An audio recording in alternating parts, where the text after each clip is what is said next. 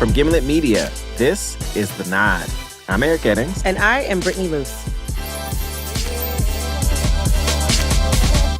So when I was 6 years old, every Monday night, me and my family, we'd have a dinner of baked chicken, white rice, microwave steamed broccoli, same thing every Monday. And then immediately after that, we would go and we would all kind of pack into the couch. We would gather around the television, and my big sister would kind of shut us all up and get all of us to quiet down. And then through the television speakers, yes, y'all know this song. My family and I, we were about to take in that masterwork of television, The Fresh Prince of Bel-Air. Just sit right there. I'll tell you how I became the prince of a town called Bel-Air. Okay, so y'all know Fresh Prince is like a 90s sitcom classic. You know, misbehaving teen in West Philadelphia, sent across the country to live with rich family in L.A., hijinks ensue, yada, yada, yada, you know. It's iconic Black television. Yes. It's iconic American television, world television, universe, galaxy, Milky Way television. Like, it's just a family show of the highest order. It's true. I agree. So my absolute favorite character on Fresh Prince was Hillary, Will's oldest cousin. Mm-hmm. She was just the flyest. Yeah. Bomb hats. When I was a kid, like, Hillary was like a unicorn to me. She was this rich, cool Black girl from L.A., and she was always impeccably dressed. And she always had a boyfriend, very popular. Yeah. You know, this is the things you value as a child, right? But she wasn't a sidekick. You know what I'm saying? Like a lot of Black girls on TV are. Okay, she was a total spoiled brat. Yeah. But as a Black girl in a really white suburb, I wanted to see a character like that, you know? Yeah, that was, I mean, even that was like rare. I have been stabbed in the back. Is nothing sacred? Is there, like, no honor? Baby, what's the matter? Francesca asked me to be a bridesmaid at her wedding. And? Well, what do you mean, and? She expects me to take care of the rice they throw when they leave the church. Like I'm gonna learn how to cook just for her wedding. Her character was confident, she was stylish, and she was unapologetically self-celebrating and entitled in this way that was actually kind of refreshing. And she never had to work a day in her life. Well, until she did. I'm home. Carlton, get the camera. I want a picture of me opening my first paycheck. Congratulations, baby. That's wonderful. I'm so excited. Here goes. Don't you all feel like a part of history? What? Federal taxes? This is an outrage. Did President Bush say no new taxes? But federal taxes aren't new. Well, they are to me. Who is this FICA guy? Okay, so flash forward like more than 20 years. You know, Fresh Prince is on reruns. It's in syndication like literally everywhere where there are people with TVs. But I was curious about what happened to the woman who played Hillary. Her name is Karen Parsons, and it turns out she's working on something really cool. I climbed in this box and have hidden inside disguised as a package, just taking a ride. I'm heading north where no man's bought or sold. You see, freedom's more precious than gold. That's a scene from her movie. Yes, the woman who played Hillary is now making movies. In 2005, she actually started an organization called Sweet Blackberry. The nonprofit creates animated shorts about little-known Black history figures. And they're kind of like kids' books come to life, like really bright, colorful, with beautiful illustrations. And they're narrated by stars like Queen Latifah and Chris Rock. The first film she made, which was narrated by actress Alfre Woodard, is about Henry Box Brown, an enslaved man who hid in a box to mail himself to the North, to freedom. Well, I know I will nap, and I know I'll sing loud. I'll run very fast and jump high, touch a cloud. But what else, they all ask. What is it to be free? I don't think I know, but soon I will see. I was born into slavery. It's all that I know. What it means to be free, the future will show.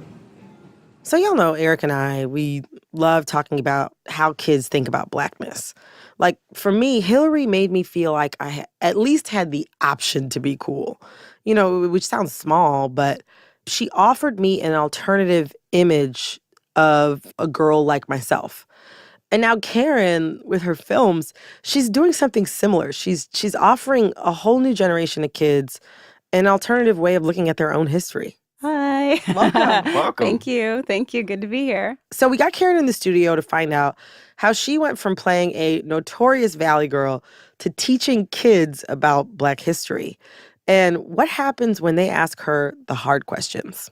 Plus, we put her up to a pretty nutty challenge. But first, we had to ask the obvious. We were wondering, who do you think Hillary Banks's favorite Black history figure would be? Ooh, Madam C.J. Walker. Oh, yeah. That's a good one. That is a good one. That is a good one. It lines up. Because she was the first Black female millionaire. Millionaire, yeah. Basically popularized the hot comb and like all Straightening sorts of products. Oh, yeah. No, she had bread. All from hair. Yeah. All from hair. Isn't that crazy? All from hair. It was funny though. Toward the end of Fresh Prince, I had my hair both straight and curly, but mostly my hair was curly in the show. And early in the show, I think it was the first season, I thought, and I think the hairstylist on the show agreed with me that at that time Hillary would have had straight hair. Yeah. Right. Yeah. So we tried to do her hair straight once, and I was on the set. And we did I was a real small, like Hillary usually like a few lines and I'm out. Quickly. And the producers of the show ran up to me afterward and they were like, "Don't ever do that again. We had no idea who you were." They were like trying to figure out if it was like a date for Will. Like, did they have a girl in there for Will? They were trying to figure out what was going on. They were like, "Who is that?" And then they realized it was Hillary. They didn't know what Hillary was straight hair. Like, can't recognize But you. the brand is strong. Yeah, That means I the guess brand was so. strong. I was like, damn, I'm just curly head. Like, you don't see anything else. All right. Okay, so now that we've got our Fresh Prince gossip out of the way, we want to know, like, what made you want to start Sweet Blackberry? I just wanted to get little-known stories of African-American achievement to kids because my mother was a librarian, and she headed the Black Resource Center where she worked and would come across really interesting stories, and she would share them with me. This is when I was doing Fresh Prince, and she told me the story of Henry Box Brown, the enslaved man who literally mailed himself to freedom in a box across state lines. When they opened it, he was free. It was such a crazy story, and I had never heard of it, and then I told my friends, and my friends hadn't heard of it, and I thought, well, this is just nuts. This is like a man in a box. The whole thing is like such a kid's book to me. And so I kept making notes because I thought I want to make a series of books for kids. And I'd forget about it for, go back and forth with that for a while over the years. And then when I was pregnant with my first child, I started thinking a lot about, what do they teach kids in school? And what do I have to teach her? What do I have to make sure she learns? And what's my duty as a parent? What do I have to supplement? And I started talking about Henry Box Brown a lot and the idea. And my husband has always thought it was a really good idea. And he's like, you need to stop talking about it. You just start, doing it. Just figure out a way to do it. And next thing you know, I was doing them as films instead of books because I at the time, self-publishing wasn't what it is today. It wasn't as easy. But I knew I could make a movie. So that's how it kind of became these films. And so now the Sweet Blackberry, it's a film series. And the whole idea is to teach children that tremendous obstacles are actually opportunities for greatness. So we also know that you visit schools. Yeah. Tell us more about that. I'd go to schools across the country and I screen the films for them. And we do really long, interesting Q&A sessions because kids are really funny. And they ask really good questions and they stump me all the time. Kids get you. They will ask, like with Henry Box Brown. It seems like every single time, every audience, one kid will ask the heartbreaking question, which is, did he ever see his family again?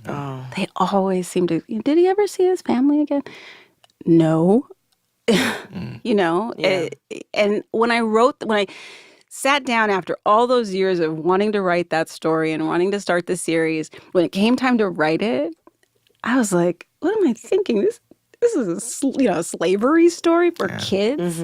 How do you do that? And I didn't know how far to go, how much to disclose, how much to hold back. You know, when we were doing the film itself, like there was a picture of a man holding a whip. Like, well, do we make a sound with the whip, or is that too frightening? You know, there was so much kind of like negotiating, but I don't want to lie about it. I want them to know.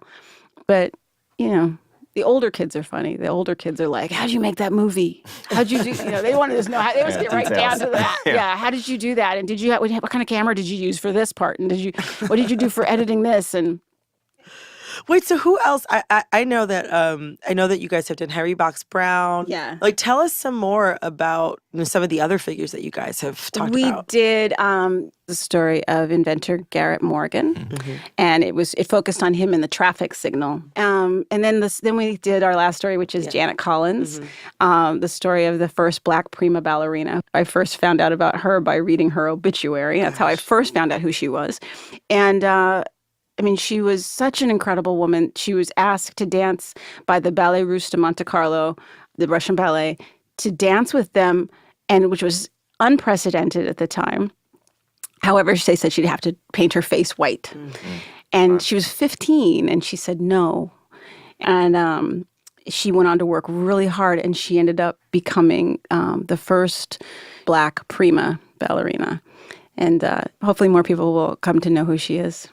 Yeah. I was like reading through and reading about these people, and like I was just even shocked. I'm like, dang, I wanted to know more. I think I had the same experience as you. Everything was like packed into like one chapter. Yeah. And that was the Black History chapter. You did it during Black History Month. Yes. Right. And then the rest of the year, it was like, we've never heard of these people. Yeah. Right. I mean, that's one of the things I think that's very frustrating for me. And mind you, our next film, I plan on launching it during Black History Month. I have nothing against Black History Month. Yeah, I see her. But I think it's also really important to teach children early about all of these incredible contributions to our history and to our country by Black Americans that we don't hear about.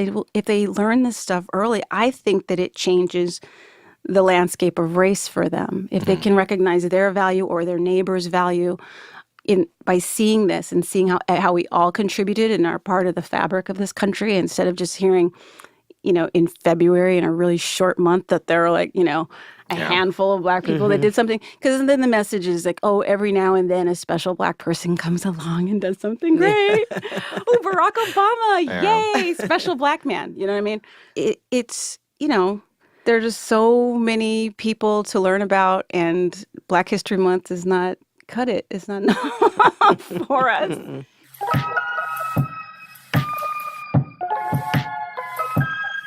After the break, we are going to have Karen Parsons tell us a Black history story, Nod style. And be warned, Karen Parsons is about to eat a whole lot of peanut butter.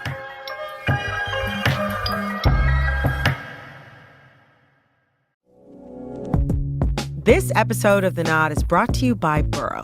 Burrow makes luxury couches for real life. And recently, Burrow sent me a couch. It came in 4 boxes, and I gotta say, it was pretty easy to assemble. I know. I mean, I have one. I do. I had one first. Okay, it's competition. With you, it always is. Burrow couches are modular, meaning you can customize the size of your couch to fit your lifestyle. And you can also customize things like color and armrests. Wait, so what does your couch look like? Like, what did you get? So I got 3-seater. And then I wanted something kind of bright, so I got the gray, the light gray. So basically what you're telling me is that you picked out a couch that is exactly like the one that I have. We have mostly the same couch, but you got the low arms, and I got the high arms. And I didn't consider, now mind you, the couch looks great. But I came over to your apartment recently. Yeah, my domicile. And I happened to like lay my head down on the low arm side. Nice, right? And I realized, damn, I wanted the low arms. Even when it comes to customizing a couch, I literally always win. You know what? Never mind. I love the high arms. Hurry and get your own unique Burrow couch today. And to get $50 off your order, use promo code THENOD at burrow.com. That's BURROW.com. Offer code THENOD. So what we have decided to do today, given that we have such an auspicious guest, yes, somebody who's so celebrated for so long, we were like, what would be a better sign of respect than to make her eat copious amounts of peanut butter Yes. and try to tell us a story. Like, really put that professional training to work. So one story that you're working on is about Bessie Coleman. Yeah, Bessie Coleman, the first Black female aviator. Yes. So here's what we're going to do. Instead of just asking you to tell us about Bessie Coleman, which I'm sure you would do a great job. Fine job. We're actually going to play one of our favorite games. It's a tribute to Black history figures who should be known at least as well as George Washington Carver. Peanut Butter History. George Washington Carver was the wizard of the soil. George Washington Carver was the most well-known African American of his day. During his lifetime, Carver extracted more than 300 products from the peanut. There is one product that many mistakenly attribute to him. Peanut butter.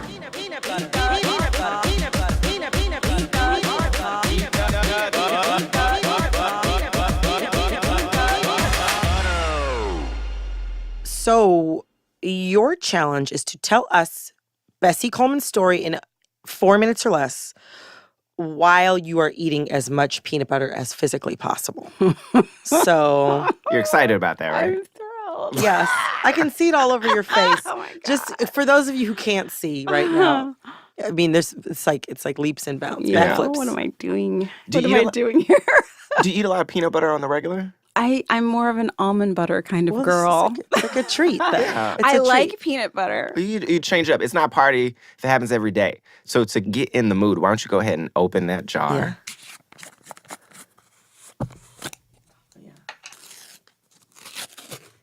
All right, I think you should open it wider because you're going to need to go in there a lot. Yeah, there you go. Oh boy. Okay. Here you go. All right, so before we get started, All right. let's get one really big scoop of peanut butter on that spoon. You look so thrilled. Yeah.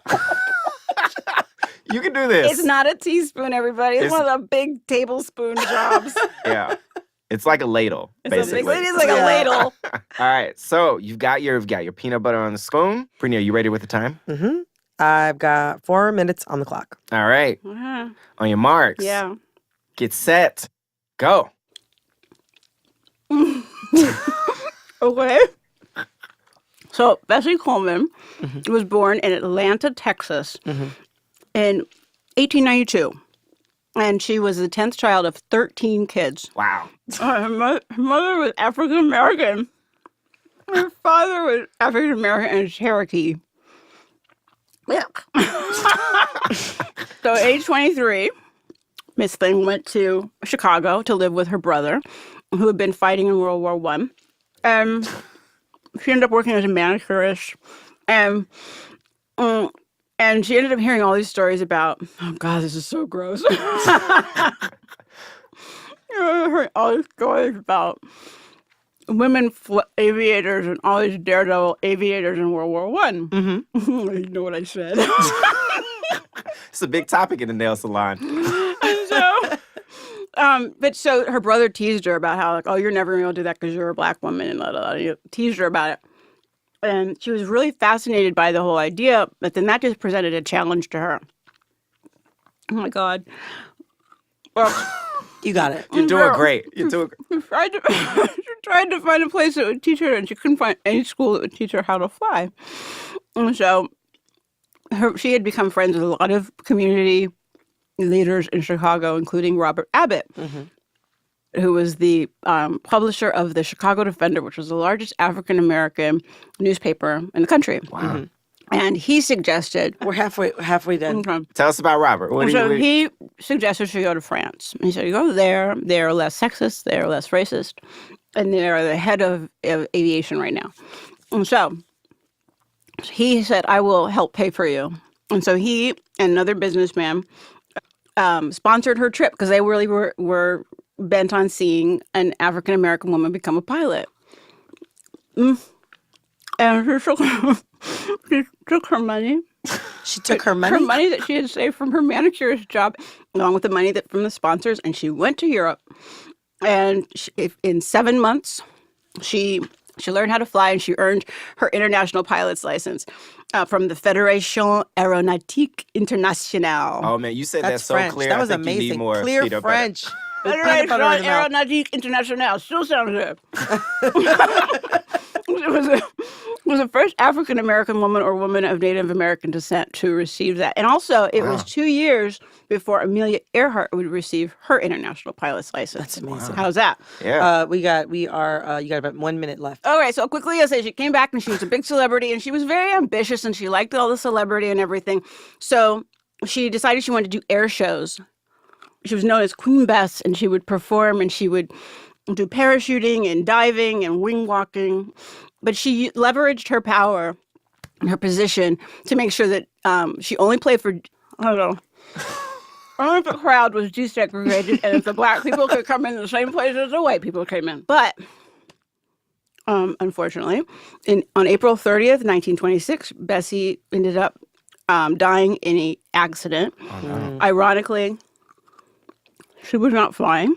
Oh. She was preparing for a parachute jump, and her mechanic and publicity agent was at the wheel. Yeah. Yeah. The engine failed, and Bessie was thrown from the plane. It was 2,000 feet above the Oh ground. my So gosh. horribly tragic, obviously. But her, as we know, her legacy goes on, and we are doing our best. One more bite. Yeah. To keep Bessie's story alive. Yes. Yes. That is. Can I do it? That was Bessie is beautiful. so proud. That was beautiful. I did it She for would you, love Bessie. You know, I'm serious. Yuck. when you see Bessie's pictures, she's so cute and she's got this big smile and she's got so much energy. She was only 34 years old, I think, when she Oh my died. gosh.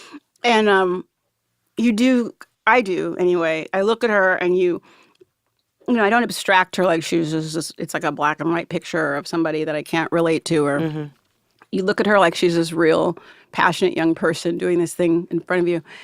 And she really does inspire you, you know? Yeah. And you think about what she was doing. Like I was saying, honestly, if she was around now and you heard about her, she'd be all over Facebook. People would be like, Yeah. you know who this girl is? You know who this woman is who went to France and did this and that because they wouldn't let her, you know. She was pretty amazing. Yeah. Yeah. Well, thank you so much, seriously, for coming and telling us about Thank Bessie you. Coleman. Yes. Thank you. I feel like I've learned so much. You've been like, educated today. Yes. I'm Yes. going to go home and try to relay this to my kid. Good. Well, there's this thing that we do when we get to the end of a peanut butter history Was this segment. a jelly now? I got to eat a big jar of jelly. We don't do jelly around these parts. George I don't Washington know. Carver didn't do jelly. Oh, He no. didn't We- do jelly. we- He we- didn't do yeah. jelly. Okay. No. We try not to support gelatin like that. But we try to keep it vegan friendly around here. But usually what we do is we welcome this person, the person that we've just told the story about, into the peanut butter pantheon, which is where they are lifted up, Yes. up, you know what I'm saying, into the leagues of a George Washington Carver. Yes. So usually we say it together. Would you say it with us? Okay. So, Bessie Coleman, welcome Welcome to the the Peanut Butter Pantheon. Peanut butter, peanut butter, peanut butter, peanut butter, peanut butter, peanut butter, peanut butter, peanut butter, peanut That was beautiful. That was good. That was Thank you. strong. You did good. And you don't Great. You don't look sick. Wait, No. I'm going to walk out of here. No, when I did it the first And time, you guys are going to be like, oh, I'm sorry, Karen. You actually got through like no, you did get like half a through jar. half the jar. Don't make me sick. Don't make me sick. I started feeling it like hit me like right in here. I was like, Struggle is a uh-oh. small Yeah. sacrifice for the culture.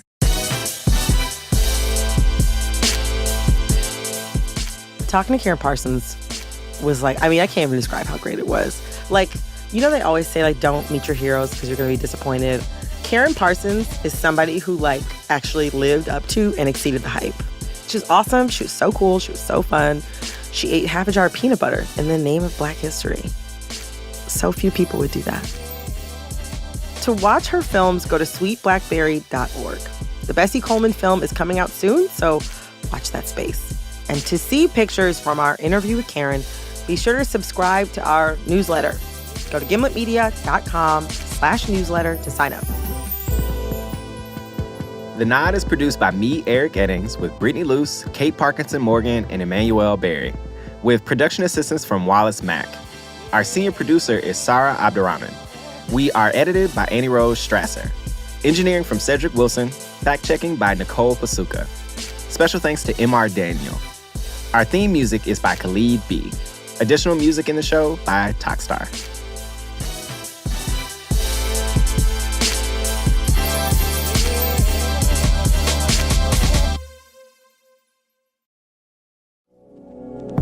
Thanks to our sponsor, Burrow. Burrow makes luxury couches for real life. Hurry and get your own unique Burrow couch today. And to get $50 off your order, use promo code THENOD at burrow.com. That's BURROW.com. Offer code THENOD.